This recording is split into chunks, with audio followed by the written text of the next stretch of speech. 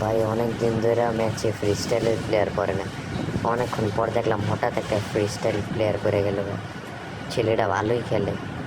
প্রথম যখনই free style player দেখলাম তখনই আমি মুভমেন্ট করা শুরু করলাম। ভাবলাম একটা ওয়ান ট্যাপ মারলামও কিন্তু লাগলো না, রিকোয়েল খেয়ে গেল।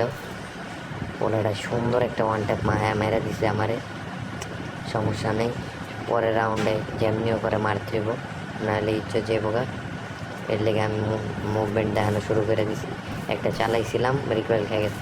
আরেকটা বডি লাগছে, জানতাম যে বলে মেডিকেট করবো, পরে দিয়ে মেডিকেট করতেছে না, আমার ড্যামেজ দিতেছে।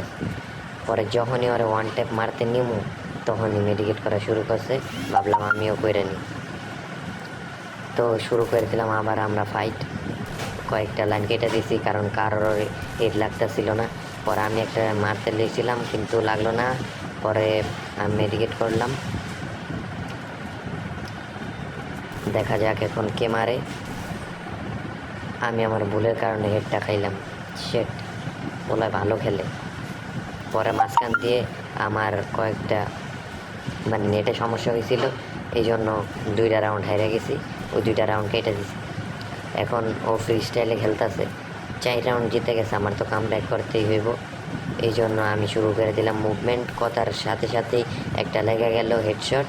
পরে মেডিকেট করা শুরু করলো আর আমি মুভমেন্ট দেখানো। পরে ভাবলাম ছেলেটারে যেমনি হোক মারতে হইব, আর কথা কইতে না কইতেই একটা লাগাই দিলাম।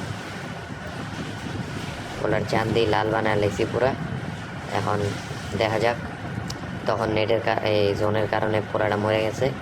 এখন এই রাউন্ডে যেমনি হোক একটা সুন্দর হেড মারতে হইব। ওফ, বডি লাগছে। এবার একটা ওয়ান ট্যাপ মারতে হইব। বলে যে বডি মারতেছে ওরে, সিট আপ গ্লোয়ার